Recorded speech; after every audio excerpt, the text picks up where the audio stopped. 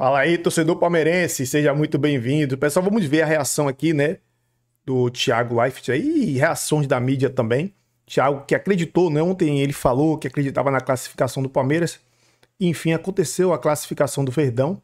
Vamos ver aí o que ele falou aí sobre essa classificação e parabéns ao Verdão aí, já deixando já de antemão. Se inscreva no canal, deixe seu like e comente as suas opiniões nos comentários. O que é que vocês acharam desse jogo aí do Verdão? Vamos ver o que o Thiagão aí falou. Créditos na descrição aí pro Thiago Leifert. Outro Botafogo que quase deu trave, se não me engano, no final da última vez na Libertadores.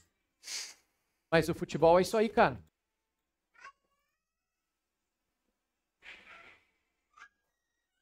É o maior esporte do mundo por causa dessas noites aí. Ontem é impossível, eu sei que muitos de vocês vão ficar chateados, assim, torcedores de outros times e tal, mas não deu vontade de estar lá no Allianz ontem? Não deu vontade de ser seu time? E ontem o Allianz estava diferente. Até a ala ali, a Amendoenzo Leste, estava pulando, todo mundo cantando, pulando. E aquilo lá foi um êxtase desde o primeiro minuto. Foi diferente, cara. E a gente tem que aproveitar. Falo isso como um ex-soberano torcedor palmeirense. Aproveitem, cara. Aproveitem esse momento, porque eu vivi isso na minha adolescência. De ver o meu time conseguindo coisas impossíveis, meu time sendo campeão mundial, campeão da Libertadores. Eu vivi esses momentos, assim, de ter um treinador e um time. Eu sabia que, pô, cara, é possível o impossível, sabe assim? Então aproveitem demais esses momentos. E a gente fala, aproveita porque não vai acontecer de novo, mas com o Palmeiras parece que continua acontecendo, né? O Abel falou na coletiva que foram 59 viradas até hoje. E eu disse na semana passada, vocês me perguntaram aqui se já tinha acabado, eu falei, se tem um time no Brasil capaz de uma remontada absurda como essa, que era necessária, esse time é o Palmeiras. Eu dividi ontem o jogo em 3 pedaços na minha cabeça, 3 pedaços de meia hora. Falei, o Palmeiras só fazer um gol com 30 minutos, um gol nos próximos 30 minutos, 15, intervalo ali, e um gol no final. É possível? Eu falei, cara, é possível. Falei pra vocês, eu falava que o 2 era possível, o 3 improvável, mas que eu tava sentindo que ia acontecer, cara. Agora, 4, meu Deus, mas eu achava que ia acontecer. Porque o Palmeiras do Abel é isso aí. No último clássico, quando o meu time foi prejudicado pela arbitragem, eu falei, é verdade, a arbitragem prejudicou. Os caras fizeram 3 gols em 15 minutos fora de casa, velho. Não é qualquer um, não. 5 anos do Abel fazendo isso aí. Não são 5 dias, não é sorte, não é a cabra, né? A gente brinca com a cabra, mas não é isso, não. Vem mais. Vem lá do começo, vem lá da manhã, do que a gente não enxerga quando ele chega no CT, de quando ele dorme lá. Coisa que a gente não vê, da conversa que ele tem com os jogadores. Desde o café da manhã até a hora de ir embora, a gente tem muita coisa que a gente não vê. Então, cara, tem que respeitar mesmo. É muito grande. É o maior treinador da história do Palmeiras. Eu tenho certeza disso aí.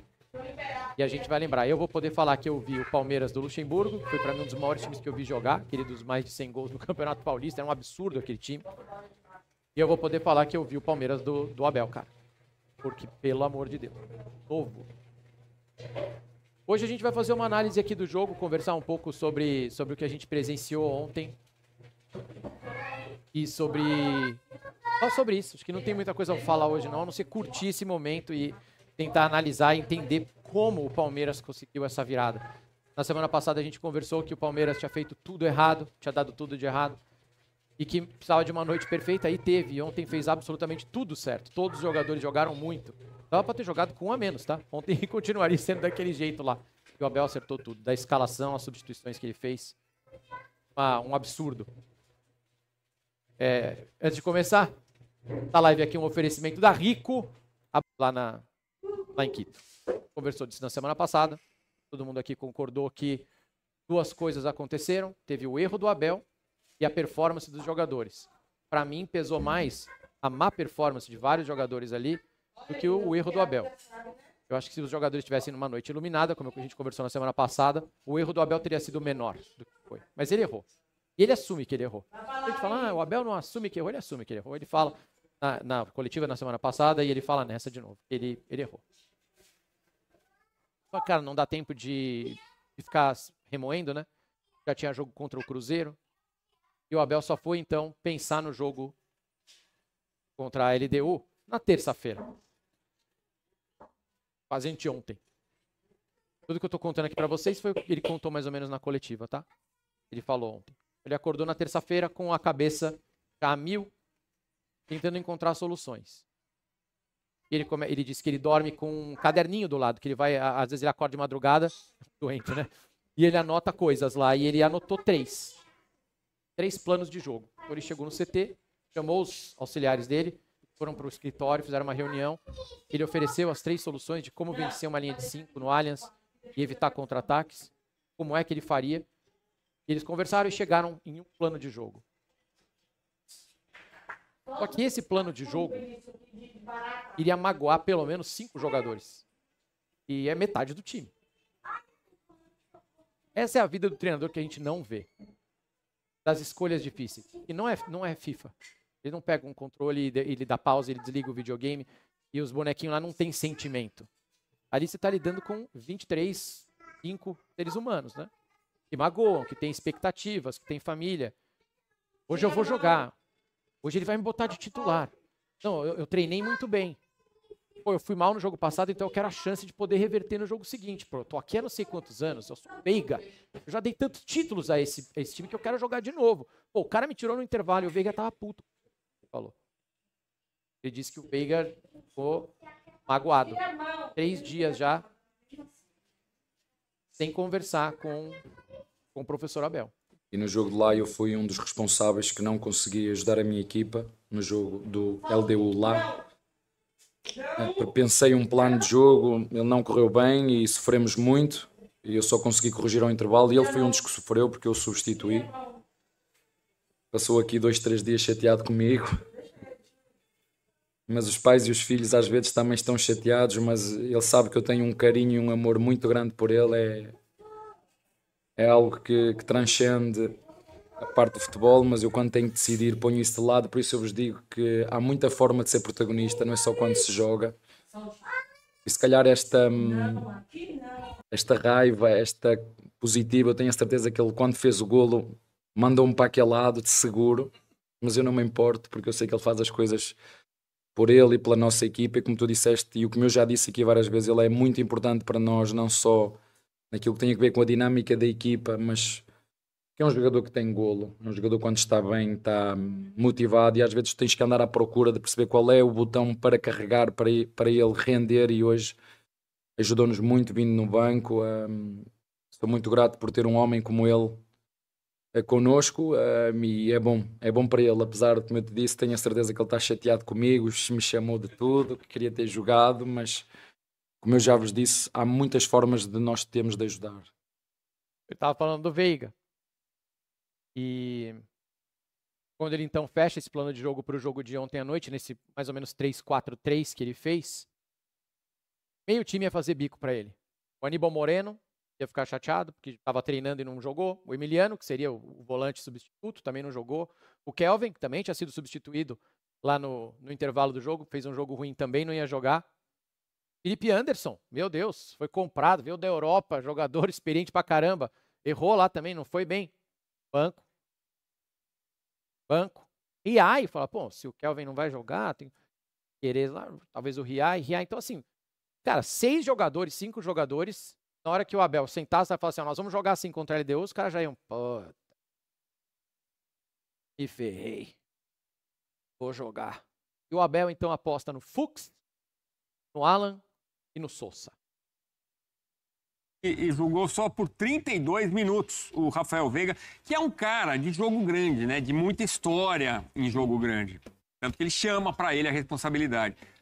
Mas ele entrou com... Você via que ele entrou com sede, com fome, queria. E isso fica evidente no lance do terceiro gol, né? Que a gente vai mostrar em detalhe já já, numa análise tática também. Partidaça, né? Ele, sim. Para mim foi nota 10, né? Porque é o jogador que entra para ser escolhido decisivo. o cara do jogo. Ele entra para ser decisivo e é decisivo. Primeiro na jogada que ele começa e termina, fazendo o terceiro gol, e depois fazendo o quarto gol. Ele já entrou no jogo pegando a bola para cobrar uma falta, né? Ele cobrou a falta, inclusive gerou escanteio. Então, um jogador que tem essa personalidade, o Abel Ferreira até falou na coletiva sobre ele se sentir incomodado por estar no banco de reservas e que até dá respostas ao Abel Ferreira justamente pelo seu jogo, e o Abel disse que gosta disso, porque está no direito o jogador ficar chateado por estar no banco de reservas. Isso vale... O episódio de Vinícius Júnior, inclusive, aconteceu, né, no fim de semana com relação a isso. O jogador está insatisfeito por estar no banco ou ser substituído. Mas é um jogador que entendeu o seu papel nesse momento da temporada. Entrou para mudar a forma do time jogar e foi decisivo, como foi em outras oportunidades também ao longo dessa temporada. Bom, já as entrevistas, os jogadores na saída do Allianz Parque, também o Abel Ferreira falando desta noite espetacular para o torcedor palmeirense. A semifinal de Libertadores, 4-0, precisando... Você fazer 4-0, ok, mas você precisando, realmente é o maior feito da era Abel Ferreira, de tantos grandes feitos. Rapidinho, porque a gente precisa ouvir o Veiga. Sim ou não? Sim, até porque é o maior feito de uma semifinal da história da Libertadores. Então, obviamente, é o maior feito também do Palmeiras. Vamos lá, Rafael Veiga, analisando, vendo, reagindo à narração do gol, narração do Rogério Vogel. Olha que legal. Veiga, eu queria só mostrar aqui, ó, a narração do seu gol da virada. Momento de atenção máxima aqui dentro do estádio. Partiu. Veiga!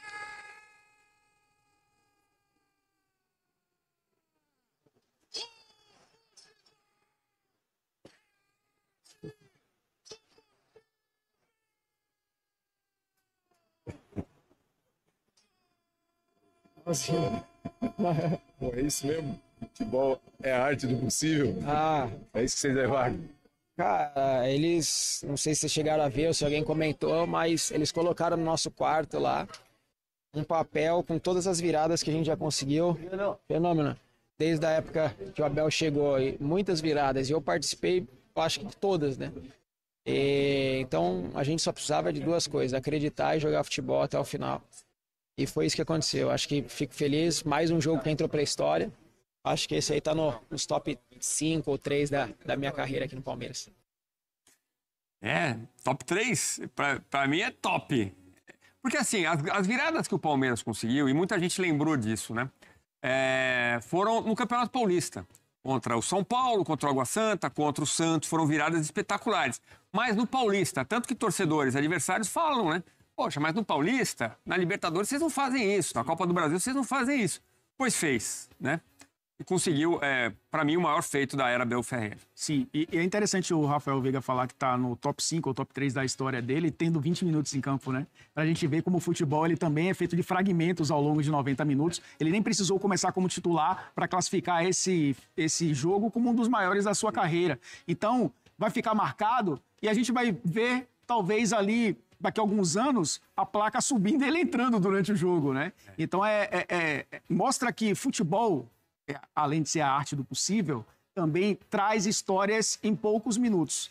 E isso faz também muita diferença para um elenco que ganhou opções em 2025, mas que entende que o jogo coletivo é o protagonista do Palmeiras. Ele tem história, ele citou que participou de praticamente todas as viradas, mas ele entende que nesse momento ele é mais um de um coletivo que tem funcionado, com exceção do jogo de ida, aliás, com exceção do primeiro tempo do jogo de ida contra a LDU. Eu considero o melhor Palmeiras, tá? Sim. Era Abel Ferreira. Jogando bola, sim. Assim, nos grandes momentos dessa temporada, para mim é o Palmeiras que joga o melhor futebol. O Palmeiras pós-mundial é o melhor Palmeiras da gestão Abel Ferreira. E coincidentemente, sem o Estevão, que era o jogador que poderia fazer esse time jogar muito mais. Eu acho que o primeiro ponto foi o time se tornar coletivo com a saída do Estevão. E segundo, ele encontrar o lugar do Flaco Lopes no time. Porque Flaco Lopes pode não ter sido o protagonista da semifinal, mas foi muito importante o pós-mundial, quando ele se entendeu com o Vitor Roque e foram decisivos, inclusive, a partir das oitavas. Claro que às vezes o cara não marca, não tem assistência, mas ele batalhou muito durante o jogo, o Flaco. Acho que só faltou o gol, porque ele tentou, logo no começo do jogo, ele apareceu e começou a pressionar a LDU, né? Começou a assustar. Tivemos boas chances do Flaco logo no começo da partida. E a gente está falando de um time que investiu 680 milhões em 12 jogadores Então, assim, se não se classifica, a pressão para cima do Abel Ferreira ia ser enorme, mas consegue a virada. Teremos uma final espetacular contra o Flamengo, que vai ser assunto já já. Mas agora a gente confere o que disse o treinador Abel Ferreira. Ele se emocionou. Pessoal, a gente viu aí, né? Quem acompanha o canal sabe que a gente sempre tava trazendo aqui a semana toda, né? Falando que o Palmeiras poderia virar, tal. Muita mídia aí desacreditando, né? Mas o Palmeiras mostrou sua força, né? Mostrou que é o time da virada, mostrou que é o time que tá disposto ali a enfrentar qualquer desafio, né? E só mostrou mesmo o tamanho, a grandeza e o esforço, né? Dos jogadores aí. O Abel Ferreira, que é um treinador fora da caixa mesmo, tem que falar. O Veiga, né? Que é um jogador que muito ali estava pedindo até a saída dele, mas ele está ali, né, sempre ali fazendo seus gols importantes. É um jogador que, cara, aproveitamento do Veiga batendo falta, batendo um pênalti é muito grande. E isso passa confiança para os demais, né? Isso ajudou bastante ali, aquela batida de pênalti ali que ele bateu. O Vitor Roque pegou a bola, pensei que ele ia bater, ele pegou a bola pro Veiga. Isso é um respeito, o Veiga é um líder, né? E é um líder que está em atividade, fazendo gol, ajudando o time também. Não é só um líder por estar ali. Tem cara que é líder ali, fica ali no banco, ali dando conselho. Não, ele entra e faz gol, ajuda o time. E o Abel, cara, o Abel é fora do comum, né? Muita gente, quando o Palmeiras perdeu lá, né, pra LDU, ficou falando que o Palmeiras já era, tal. Muita gente tá fazendo vídeo aí, né, dizendo que o Palmeiras não ia conseguir virar, que era muitos gols. E ontem o Thiago Leifert aí, né, falou que o Palmeiras iria virar. Ele ainda falou assim que 2-0 seria mais plausível e depois no segundo tempo fazer um terceiro e ir pros pênaltis. Só que o Palmeiras foi direto, 4-0, 4-3 no resultado agregado, e o Palmeiras agora está na final, né, contra o Flamengo. Vai ser agora aquela vai continuar, né? Vai continuar aquela resenha ali, aquele debatezinho ali entre mídia paulista e mídia carioca, que é muito bom, né, para quem cria conteúdo. Beleza? Então, pessoal, por agora é só. Tamo junto aí e até o próximo vídeo aí.